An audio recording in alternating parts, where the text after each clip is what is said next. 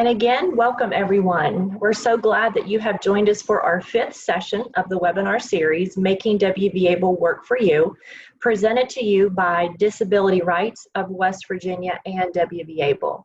My name is Roxanne Clay, and I am with the West Virginia State Treasurer's Office and the WVAble Savings Program, which stands for Achieving a Better Life Experience in West Virginia. I will serve as the moderator for today's session. Please also welcome Stephanie Thorne and Roy Mallory with Disability Rights of West Virginia, who will serve as our co-hosts for today's session.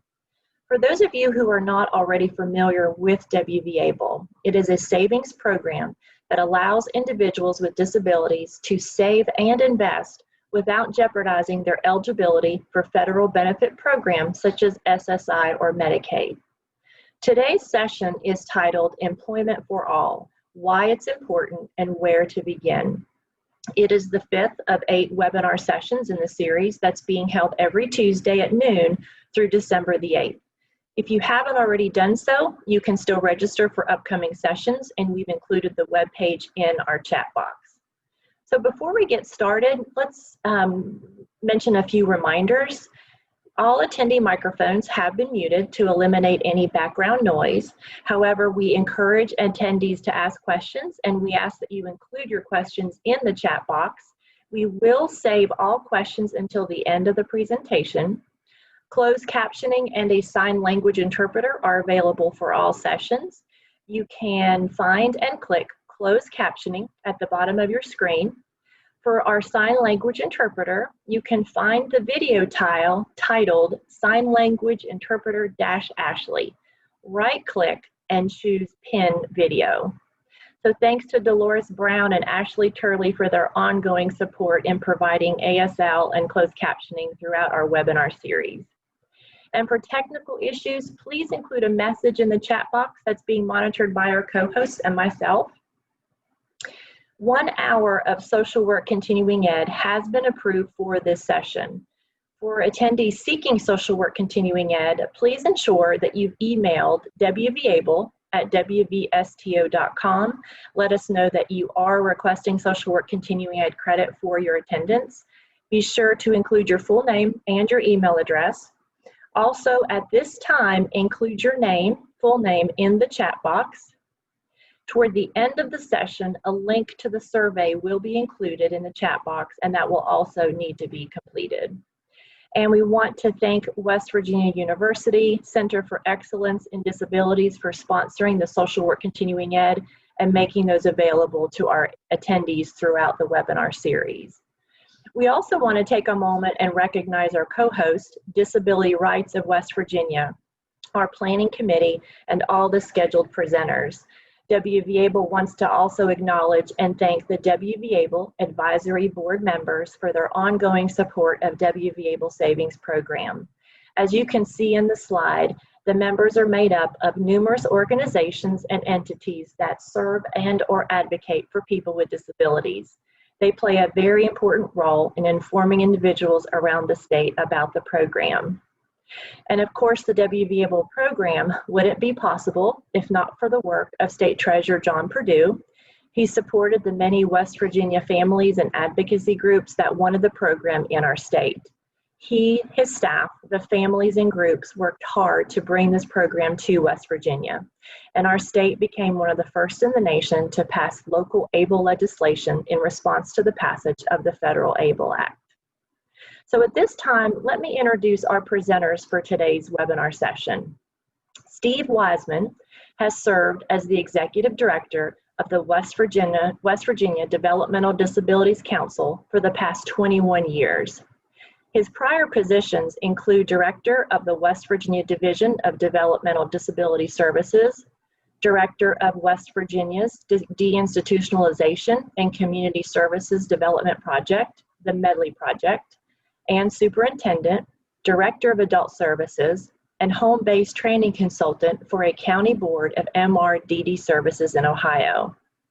As part of his responsibilities as the DD Council Executive Director, he has served on numerous commissions, boards, councils, and other groups focused on the development of quality community-based services for people with developmental and other disabilities. He is currently the chair of the West Virginia Olmsted Council and the State Monitoring Committee for Transitional Group Facilities.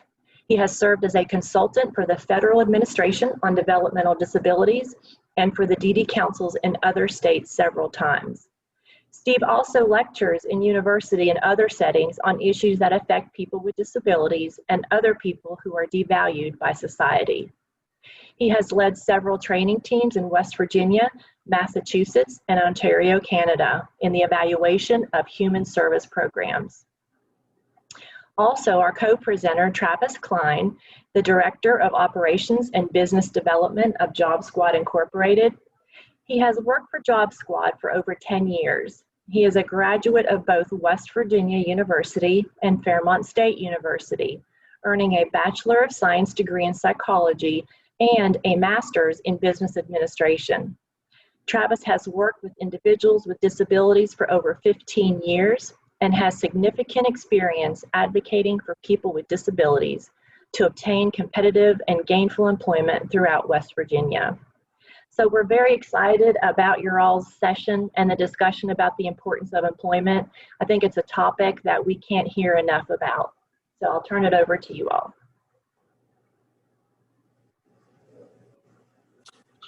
Well, good morning. I'll start the introduction today. As you can see, we're going to focus on the importance of employment for people with disabilities. It seems very basic, but we realize we need to back up just a little bit and underscore what the importance of all this good work is to lead to. And we're going to discuss productivity, earnings, social valuation, and mental well-being and belonging. So it goes well beyond just showing up for employment or for work.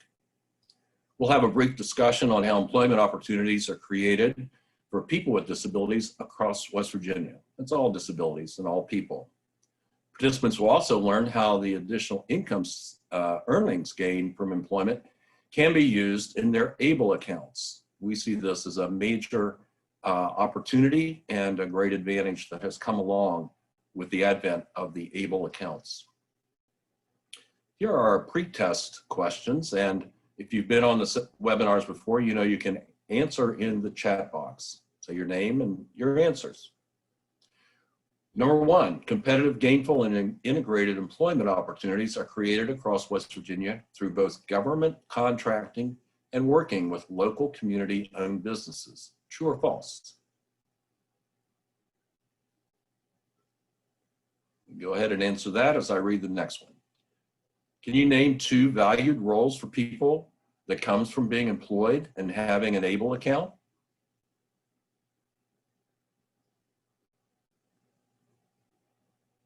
Hope you're keeping up. The third one and last one is additional earnings from employment can be used to fund ABLE accounts. Is that true or is that false?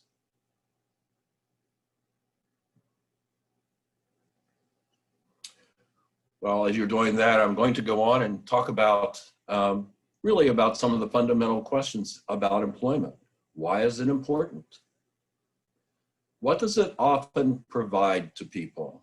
Well, you can see from the slide, we've just pulled out 8 things, and there's many others that probably could be added to that. But we wanted to say these out loud as well, because they're very, very important, especially to people who don't have a great background in being employed.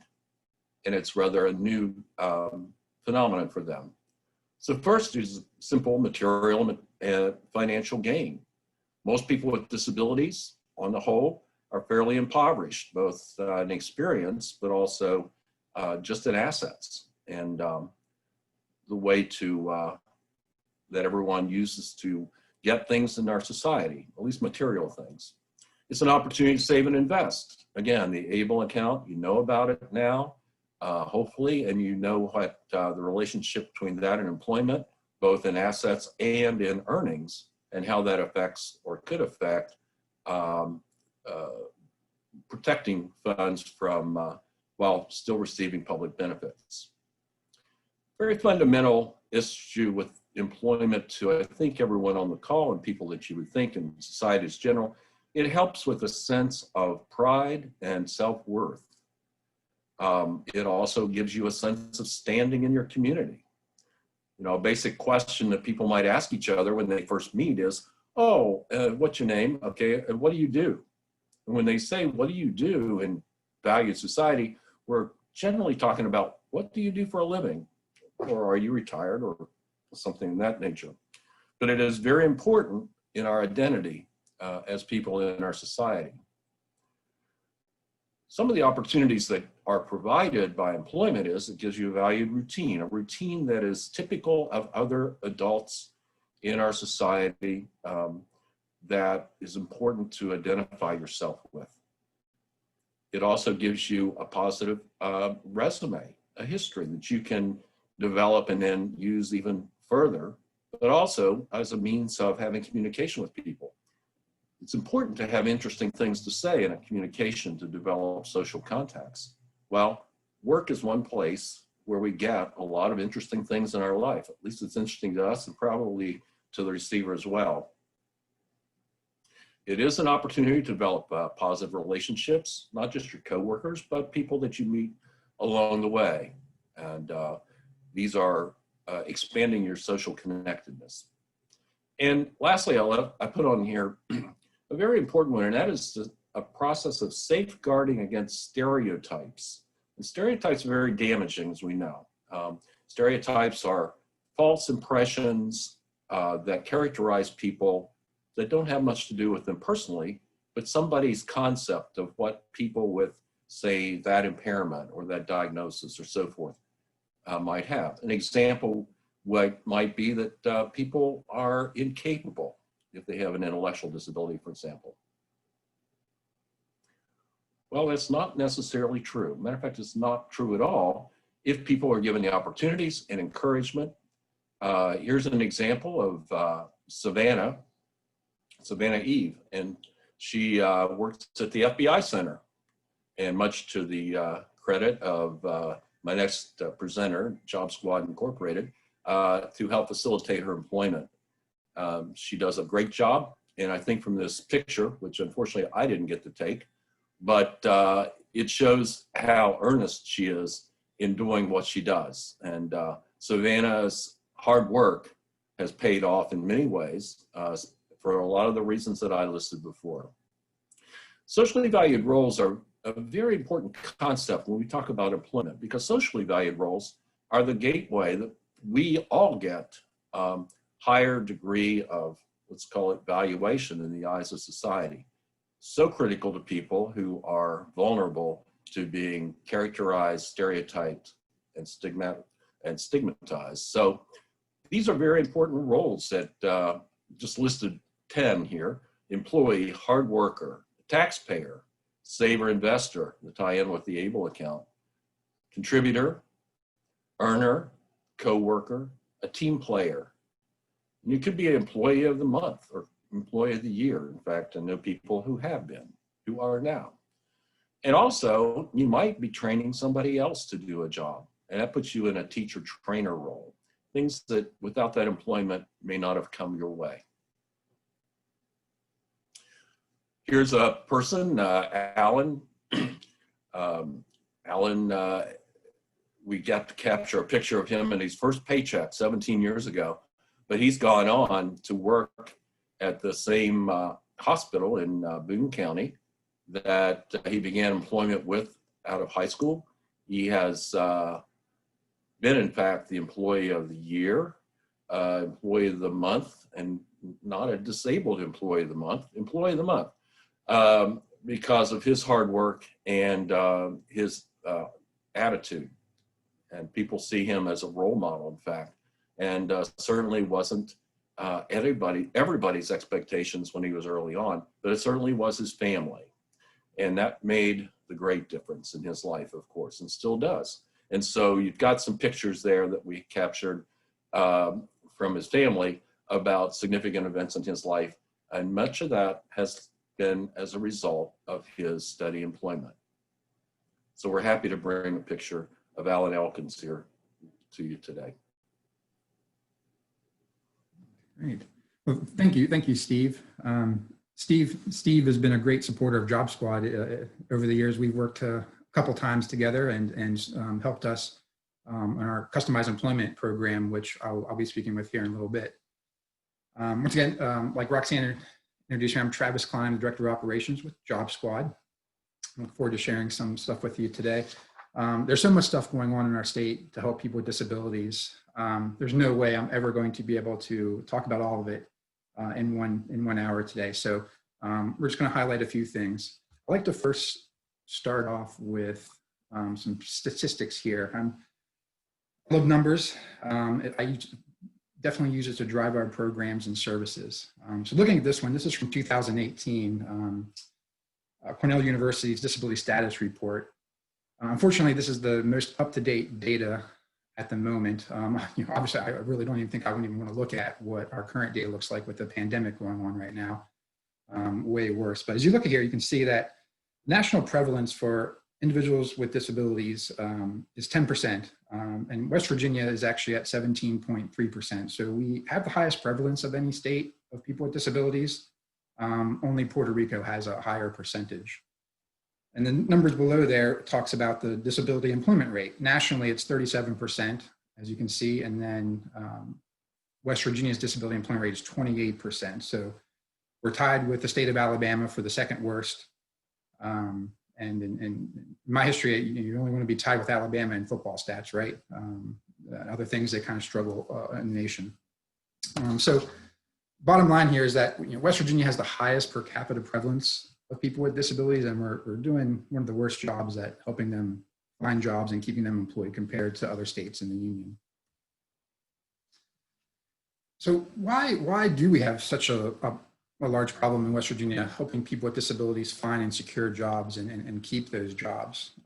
There's a few reasons. The first one I'd like to talk about is the system itself.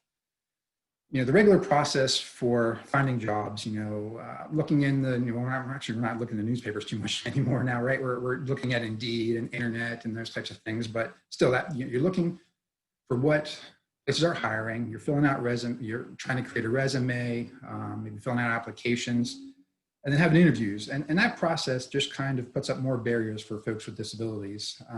Like Steve kind of mentioned before, part of the benefits of work is building that resume and your standing. and things that we find is that due to stereotypes and the system itself, some individual disabilities do not have that resume. So that's just another barrier for them being hired in our community. And also the interviews, folks have a wide range of disabilities from physical to intellectual. So some of the questions that the employer might ask in the interview might not work best for that person in an interview setting. Some other things we have, West Virginia is extremely rural, right? If you don't live in Morgantown or Charleston, Martinsburg, Parkersburg, Huntington, Wheeling, there's not a lot of options, right? Lack of economic development, very rural, not a lot of number of businesses. And the business that we do have in those areas are what I like to call our big box retailers, right? Maybe our Walmarts, Kmart's not really around anymore, but those types of big stores. And the problem with those is that the HR is usually not here in West Virginia, right? So working with them for accommodations and trying to set up the interview process is pretty difficult. They're really follow their processes and don't allow a lot of leeway there. And everywhere I go in West Virginia, one of the things I hear about is the lack of transportation resources. And once again, if you don't live in one of those cities I mentioned earlier, it's pretty difficult to have public transportation to get to your work site, to and from. So outside of Clarksburg, Morgantown, Charleston, and Martinsburg, it's pretty difficult for public transportation. And most of, a lot of people with disabilities do not drive. So I'm gonna kind of discuss the problem a little bit. What services are available in our state and what can we do to find them? Like I said, this is not an exhaustive list. I'm sure there's so many things happening in the state that I'm not aware of. People are doing such great work, but we're gonna start with the West Virginia Division of Rehabilitation Services. And I saw from the list of attendees, we have some folks from DRS here with us today. But DRS is the state agency that's mandated to assist people with disabilities. It's kind of like the starting point if you want to receive services. They help people establish and reach their vocational goals. And there's many, many services, once again, not an exhaustive list, but they help people, if they don't have documentation about their disability or understand what their disability is, they will link people up and get them set up for appointments to get a psychological evaluation or some type of evaluation about their disability to help figure out what services could be available to them. Some of the services listed there: vocational training. DRS, and many times in working with people that I've seen, they are able to help with locating or purchasing tools that they might need on the job.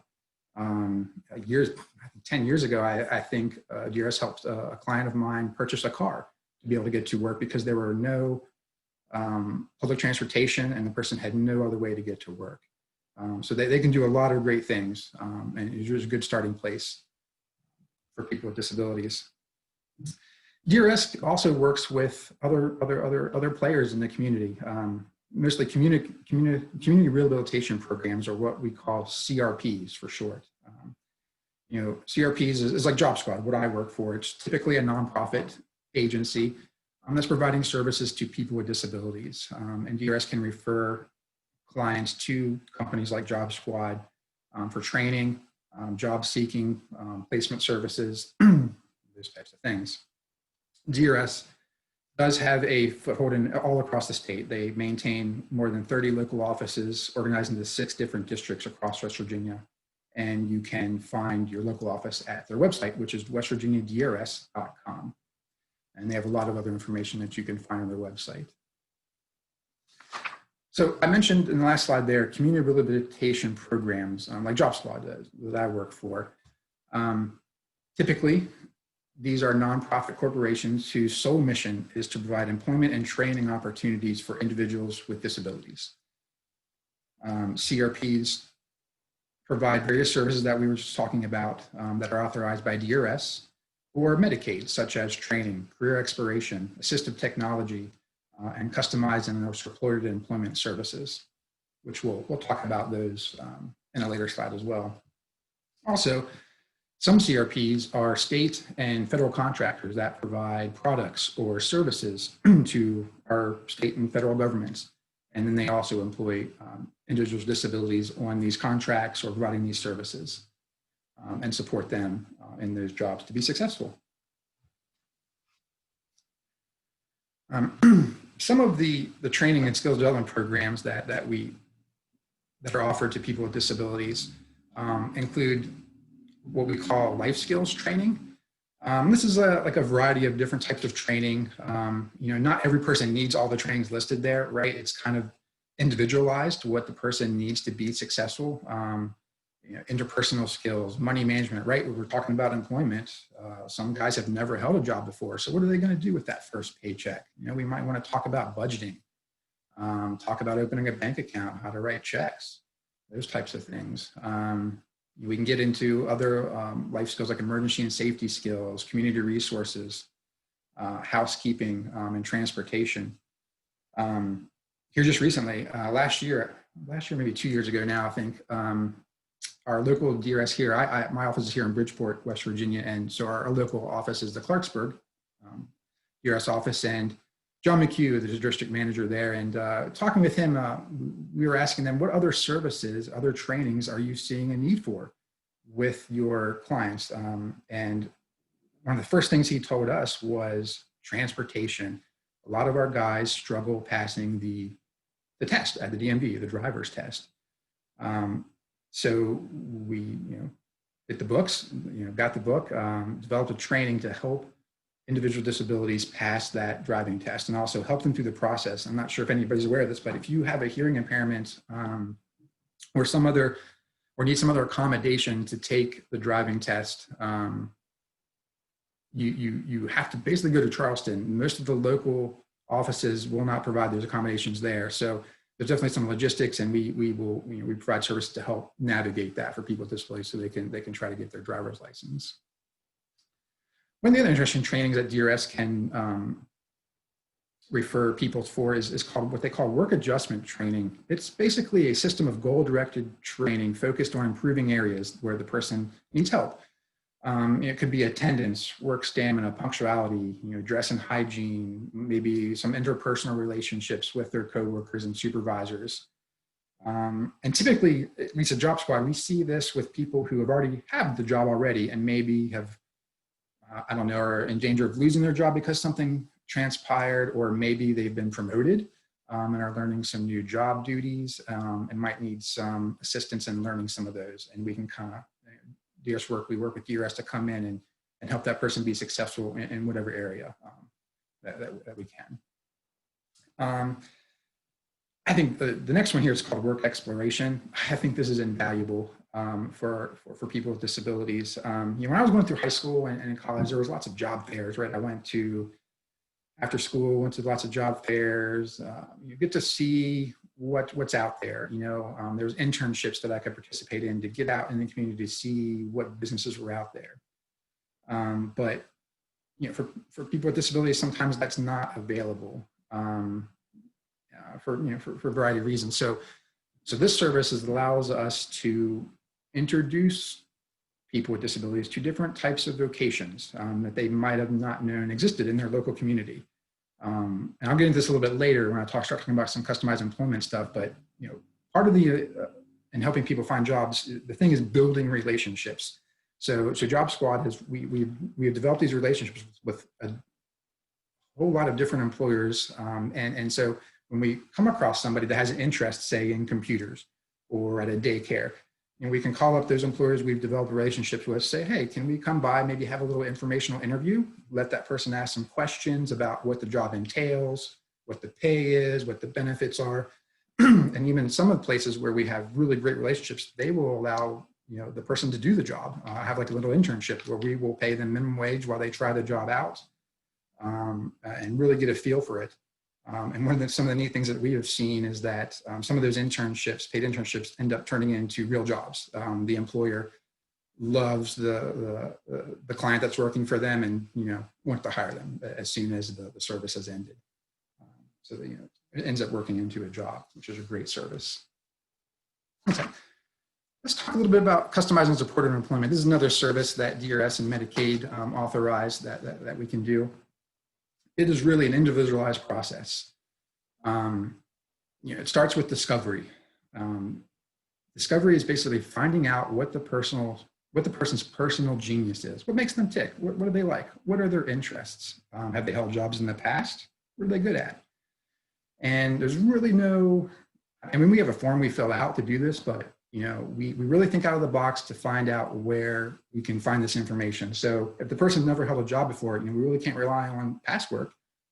So maybe they live at home, and our career counselors might talk with mom and dad. Can we come out and watch the person doing chores around the house to kind of get an idea of where their skills lie and where their interests are? We'll talk to family members, friends, anybody who would be interested in helping us figure out what the person's personal genius is and help them find a job. And I feel this way is much better than the old way of doing things with like a pen and paper job inventory test. I don't feel those work very well, even more so for people with disabilities.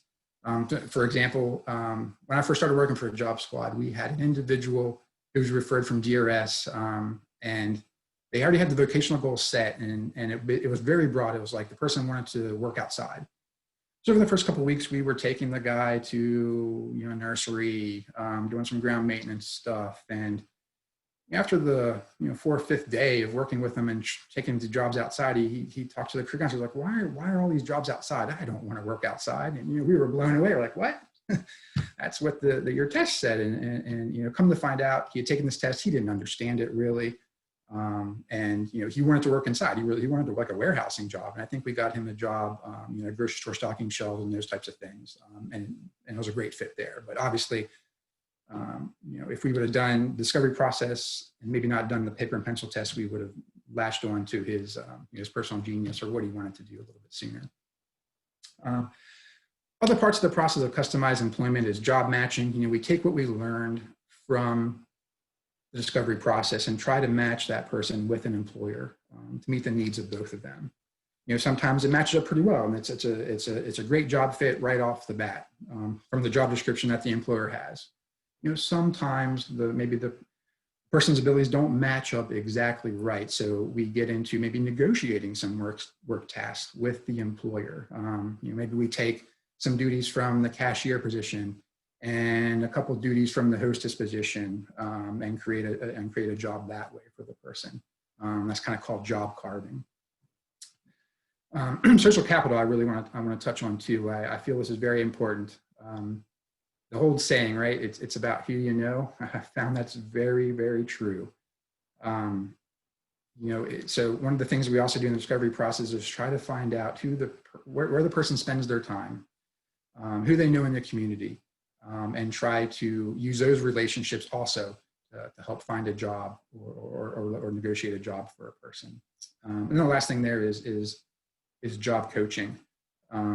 Once the person gets the job, sometimes they need a little help learning the job duties right at first. So we'll have a job coach go with them, go through the training, help them learn the job, maybe just providing some verbal prompts or whatever it may be to help that person be successful on the job. I do have one story I want to tell real quick about customized employment discovery process. It's one of the first clients we worked with really in customized employment. It ended up being a great story, but his name was Christian, and he had worked for we call it a shelter workshop. It's a place that it's pretty much only people with disabilities working there, and I think he was making less than minimum wage. They can pay people based upon their productivity, and he had worked there for 20 years. And one day he just told his mother he didn't want to go back. And so he went, I think, 2 or 3 years without working, and somehow the family found out about Job Squad and started talking to us, and we started working through him. I don't think it was DRS, I think he was a waiver client, so it was probably through Medicaid, and we started doing some job development with him, and nothing was sticking. We were really struggling, and during the discovery process, the career counselor was talking to Christian's sister, and she was taking him to this place in Fairmont, West Virginia, called Valley Worlds of Fun. It's people aren't familiar. It was like they did birthday parties, had arcade machines, a bowling alley, a place like that. You could get the tickets and get prizes and things. And so the career counselor just said, I want to go there with him on that Saturday, just see what it's like, see who he interacts with, see what I can learn. As soon as they get there, everyone who works there starts talking to Christian and his family. They know who he is. After they've been there for about 20 minutes, the owner, whose name was Bob, comes up and talks to Christian. And it just seemed like a great environment for Christian. Everyone liked him. He liked being there. So, the natural thing was like, well, could he work here? Let's engage Bob. And so we got a meeting with Bob and the family, and come to find out Bob did need some help, but hadn't advertised, and because he really couldn't afford a full-time position to begin with. So basically sat down, we negotiated with him, and we created a job for Christian. I think it was just a few hours a week to start with, kind of doing some light custodial work. That was basically it. But over the months, it grew into a full-time job for Christian. He was setting up for birthday parties. He was taking care of the arcade machines. And then he got his favorite job, which was organizing the prizes behind the display that you would get with your tickets from the arcade machines and the skee ball and those types of things. So basically that job did not exist until we negotiated with the employer. And Christian ended up working there until he retired just a couple of years ago, I think, right before Valley Worlds of Fun went out of business. But that's what it's about, trying to negotiate a job and get a match for both the employer and the client, so it can be a win for both of them. I think I alluded to this a little bit earlier, but customized employment support employment seems to work the best when we're dealing with local and community-owned businesses. I alluded to this earlier with Walmart. Big box retailers, like I like to call them, everything is done at a corporate office. You can't even fill out a paper application anymore in lots of places. You have to go on the internet and do it.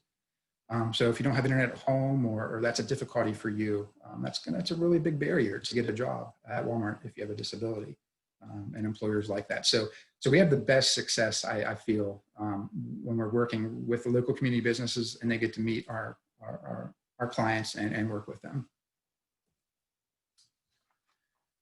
I think I already mentioned this in my rambling there. The best outcomes are when the job is negotiated based on what the employer needs and what the abilities are of the job seeker that we're working with.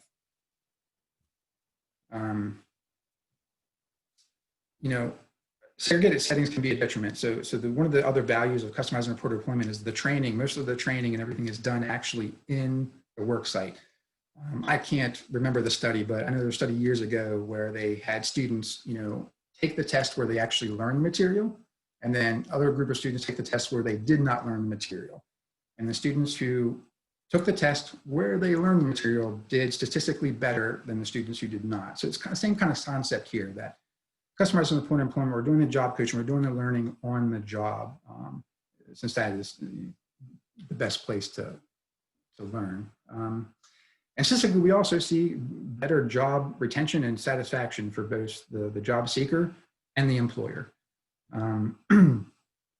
I'll talk about this a little bit later as we get into government contracting, but Job Squad also employs people with disabilities on our FBI contract, and we employ people without disabilities and with disabilities. And make a huge generalization here, but typically the employees with disabilities value their jobs more so than my employees without disabilities. They are more dependable, and they're excited to be there because a lot of the guys have been told they can't participate in this, or you can't work, or you can't do this. So being a part, like Steve talked about, being a part of the company, being part of the FBI, right? We're contractors, not the FBI, but being a part, just being there, just breeds self-confidence and helps them grow. So let's talk about government contracting. Some CRPs are government contractors, and we'll start with the West Virginia State Use Program. It allows jobs to be created for citizens of West Virginia with disabilities through CRPs. Basically, it authorizes CRPs to produce commodities and perform services for various state agencies. So I know, I think across the state, I think majority of the services are janitorial and ground maintenance, but there are a bunch of other ones. Mailing and delivery, that's what Job Squad does. We have an office in Charleston where we run a pre-sort mail business. Every piece of, well, not every, but most pieces of mail that come from the state, DMV, DHHR, we process that mail for the state. We go and pick it up at the Capitol, bring it back to our site where we process it, postage it, box it all up, and then take it to the post office to be mailed at the end of the day. So we're employing drivers, machine operators, mail clerks, and a couple salespeople, people with disabilities, just creating jobs. I know Pace Enterprises up in Morgantown, I think they have an office in Charleston too. They do secure document destruction for the state. I know there's some other CRPs that are doing laundry and temporary employment services as well. Like I said, this is not an exhaustive list. I know there's also many other great services across the state that's going on.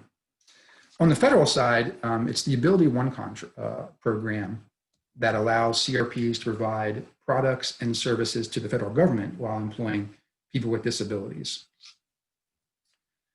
In fiscal year 2019, 4 billion of Ability One products and services were procured by the federal government, employing more than 50,000 people who are blind or have significant disabilities. And 3,000 of those were wounded warriors or other veterans. One of the big companies that does this is, you guys might know, Office Max sells their supplies. It's called Skillcraft. They make pens and other office supplies. They are an NIB agency, National Initiative for the Blind, and all their employees are people with disabilities.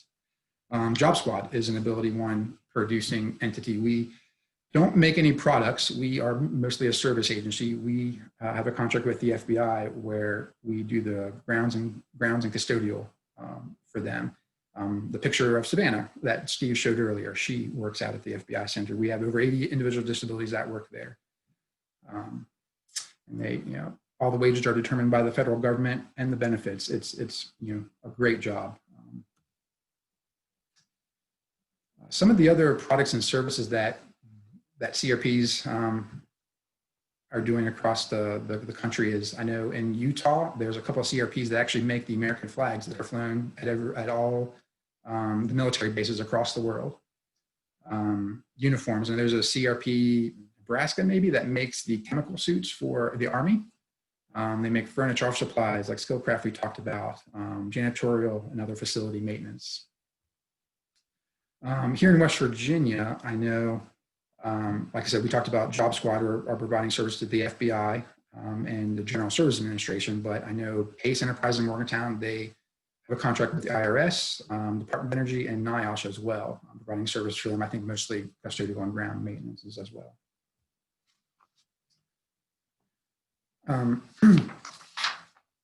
So the employment in the ABLE account, this has been a really interesting thing for Job Squad. Let me put the first point up here. So I think this is a pre-test question. Employees can fund their West Virginia ABLE account with wages earned through working. They can put just a little bit of their paycheck, a monthly amount, whatever they want to save that. Where Job Squad is seen the best is the next point, that employers can also make direct contributions to their employees' West Virginia ABLE accounts. This has been a game changer for Job Squad. Most of our employees, before they come and work for, especially if you're on a government contract, the wages are great, benefits are good, that you probably are making more than the substantial gainful activities. So you've probably come off your Social Security benefits and medical benefits if you're working on a government contract. But we do also employ people who, for whatever reason, do not work full-time or maybe do not work on a government contract. So they are still receiving either a medical card or some type of Social Security income. And so when you do receive these benefits, there's all kinds of rules and regulations. The biggest one being the asset limit.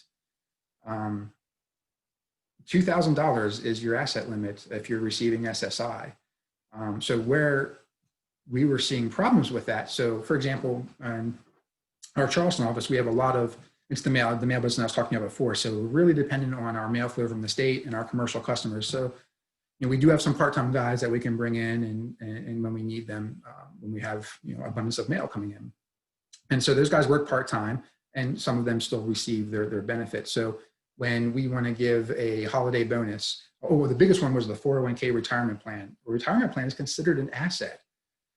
So for years, we had some guys who were still participating in that. And then one time they received a letter from Social Security saying that, hey, we understand that you have this asset.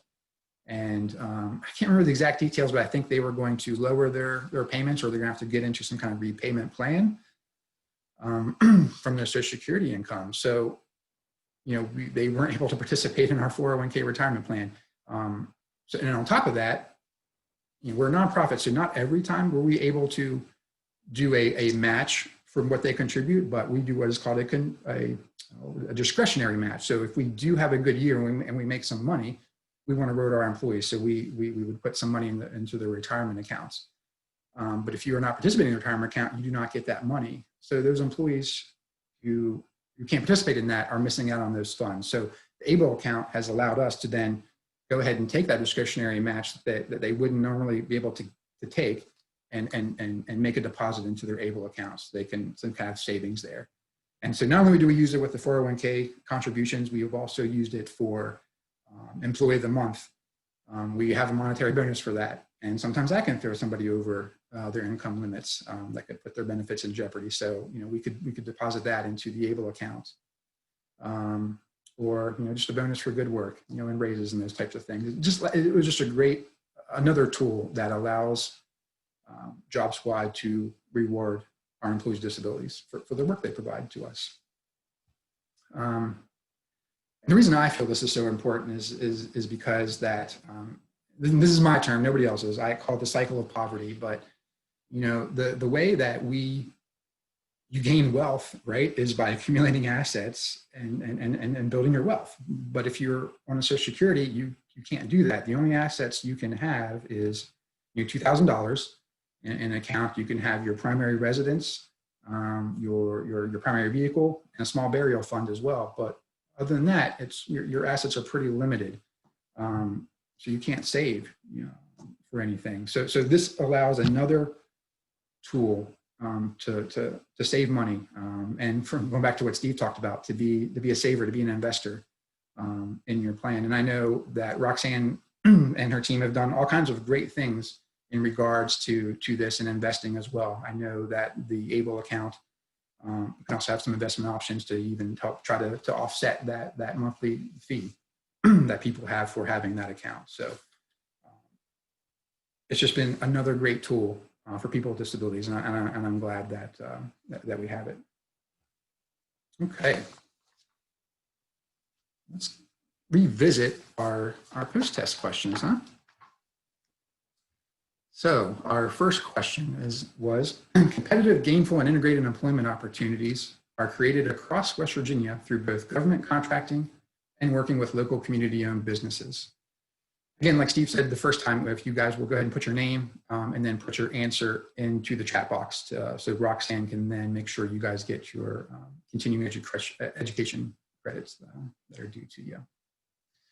So as we talked about, this is true, right? CRPs across West Virginia are doing both government contracting that we talked about through the Ability One program and the state use program to provide jobs for people with disabilities.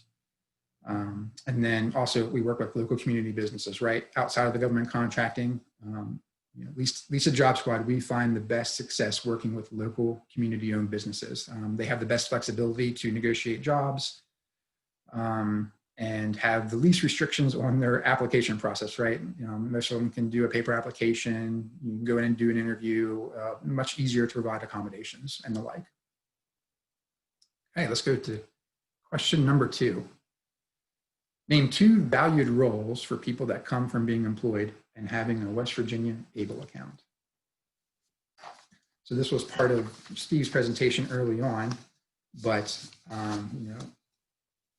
the valued roles we have are employee, right? Obviously we're talking about employment, taxpayer, in regards to the ABLE account, saver, an investor, co-worker, team player. I think both Steve and I both mentioned being an employee of the month or employee of the year. And then also being a teacher and trainer once they're on the job. You can teach the new workers that are coming into the workforce a new role for that person as well. Help them be valued. Question number 3. Additional earnings from employment can be used to fund the West Virginia ABLE accounts. Like we talked about, this is also true, right? It has been a great tool, at least for Job Squad. I haven't really heard too much from other CRPs. I haven't really talked to them, but I'm hoping that they are also recognizing that this is a great tool for their employees with disabilities to save additional monies outside of the asset limits for Social Security and their benefits. So once again, your name and the answers to these questions in the chat box so Roxanne can make sure you guys get your continuing education credits. Thanks. Go to any questions and comments.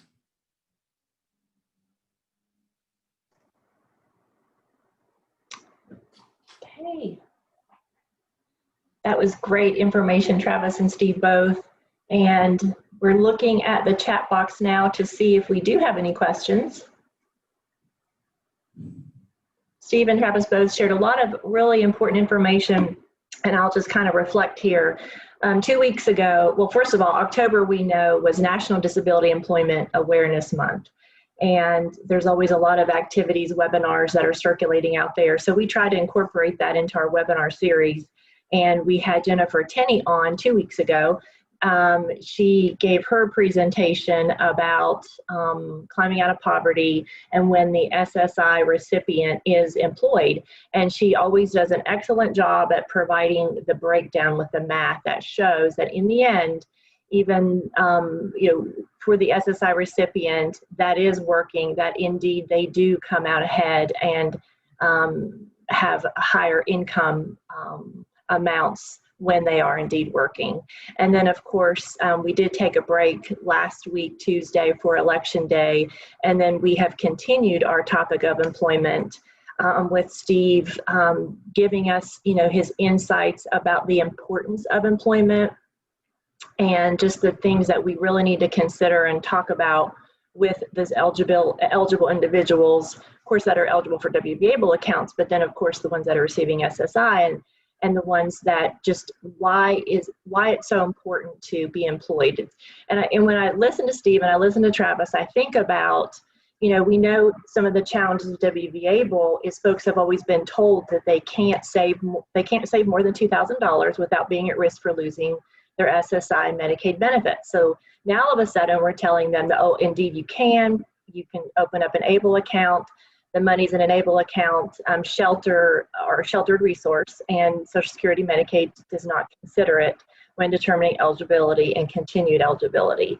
And so now also, I think there's this thought, and you all are the experts here, that this is an observation that folks think that they can't work, or they've always been told they can't, or they don't feel like they have anything to contribute, or maybe it's limited, or there's challenges. And Travis went over those challenges that we face here in West Virginia. But then, you know, we also talked about, and Travis shared about the opportunities and the services and the organizations that are out there to assist through the process.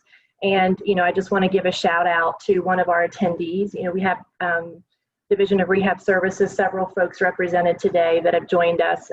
Anne Ramos, and I apologize if I'm mispronouncing your last name, but she is an individual with Division Rehab Services who has had a really large impact on an individual with a disability, and who is actually one of our co-panelists for our December 8th session, who's going to be sharing about her role as a self-advocate, and she is employed, and just she'll share about her goals, of course, how she got to her employment, how Anne and Division of Rehab Services helped her through the way, and of course now she's a success story. And it's just so encouraging to hear about those success stories. I loved it when Steve showed and told us about Savannah and Alan. So I think, you know, we can't talk enough about why it's important, you know, why employment is important, all the non-tangible things that that it does for the individual with a disability. And I just wanted to just kind of give a shout out to Steve and Travis for their work there, and then Division of Rehab Services and all those folks that are involved in this process. Employment is so important for so many reasons. You know, Travis gave the statistic to, you know, we know that West Virginia has the largest per capita rate of individuals with disability. However, we're one of the worst states to actually employ individuals with a disability. So there's lots of challenges, but that also shows there's lots of potential for improvement. And again, just thanks to everybody that has joined us today. And I don't think we have any questions. I'm not seeing any, but does Steve or Travis, do you all have any last minute closing remarks or any additions that you would like to add? Well, I very much appreciate being on this panel with Travis.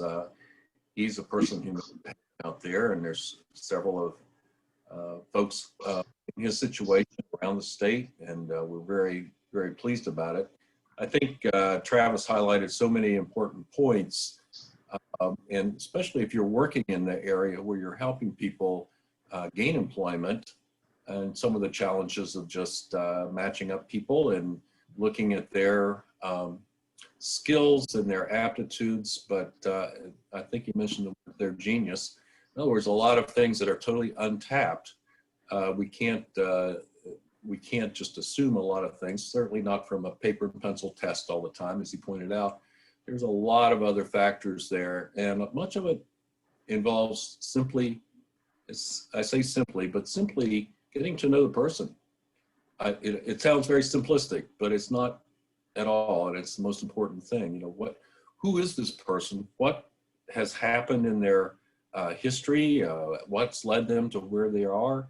Some of those kind of questions are not too tough to unravel, and you can't get them out of a case file necessarily. You have to get them out of knowing the person. I know that the current pandemic situation has made it incredibly difficult for all of us who are people, all the people on the phone call, to have the kind of contact we'd like to have up front. I mean, you can get so much from people beyond just a yes, no kind of answers. And I look forward to the day when we can all have more face-to-face time with those things. So there are incredible advantages that people, as you just mentioned, Roxanne, this advent of the ABLE program has caused us to change our conversation with people. Oh yes, you can save money.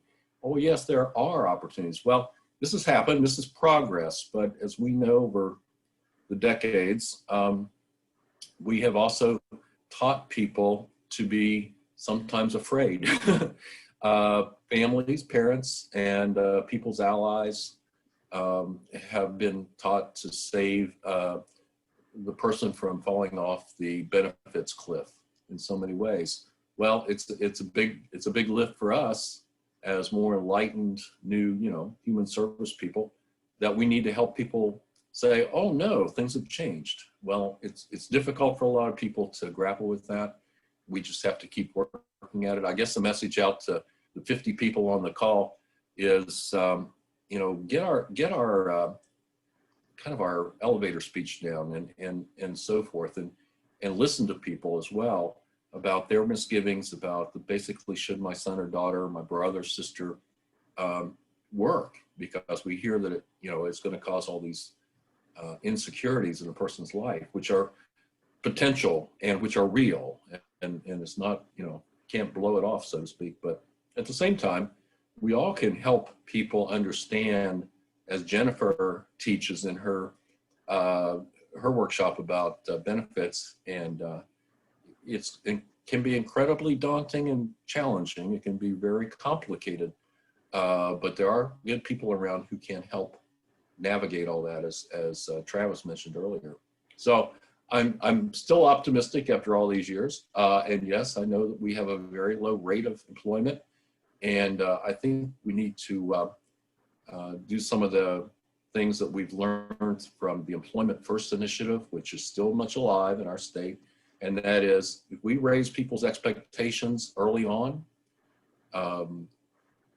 if we were to raise the expectations of families, frankly, of very young children, and birth to 3 services probably, or preschool and early kindergarten or elementary school, and to support those families against all the negativity that comes their way, and all the you can't and he can't and she can't. I mean, the word can't really is the biggest barrier, I think, people, bigger than transportation. It's just really is something that we all have to take a very concerted effort to get people to raise their expectations, and the person themselves. So that's long-winded. I apologize for that, but it's very exciting, because we know, as Travis has pointed out, just a few cases of great success for people. Travis, I'll turn it over to you. Yeah, I agree with you, Steve. I think that, and this is something that we do, is raising the expectations. In Job Squad, one of the things we talk about is taking risks sometimes, right? I know that in my own life, I've learned my best lessons and grown the most when I've been allowed to challenge myself and make a mistake and then learn from that mistake, and then do better the next time. So that fear of working or not participating, that hinders people with disabilities too. We're no different than anybody else. We don't ever want to put them in a place that we know they're going to fail, right? But they should, just like everybody else, be challenged, and taking slight risks to better themselves and learn, and grow also. And the other thing I want to add is that I wanted to thank Roxanne and the Treasurer's Office for the ABLE account and putting all this together. Like I mentioned in the last slide, it's no joke. Job Squad and some of our employees have really benefited from the ABLE account, and Roxanne and Treasurer Perdue's work on this. So thank you again. And thank you, Steve. I always enjoy working with you and the support you and the Development Disability Council have provided Job Squad over the years. Thank you. Well, it is right at 1 o'clock, and a very important topic, and I would love to continue this conversation. So, for all of you in attendance, just be on the lookout for future webinar endeavors and topics to take this to another level and discussion. But just real quick, again, thanks Travis and Steve. Thank all of you for being here today. I admire the work that you all do. Basically your all's passion and your all's just vision for the eligible individuals that you work with, parents, you all play a critical role in the person's reaching their potential. And I just want to share real quick, we had a comment from a parent, Michelle Norwick, that shared. She says, my son is a junior with Down syndrome in high school and is currently in a career exploration course. It's wonderful. He goes to many job sites to find his future career. So again, another example of, success stories and just the path towards the employment piece, and just all the steps on how each one of them is just very important. And let me just add a few additional housekeeping notes for closing. Roy has just included the survey link in the chat box, so be sure that you click the link and complete the survey, especially if you are seeking social work continuing ed. If you haven't already done so, email wvable@wvsto.com, include your name and email address that you are requesting social work continuing ed. And also at this time, since we're at the end, include your name in the chat box. That is for the records for the social work board. And also for each registered attendee that you will receive a WVAble information packet that includes WVAble information, but also Disability Rights of West Virginia. And the packets are being mailed to the addresses that each of you provided during registration.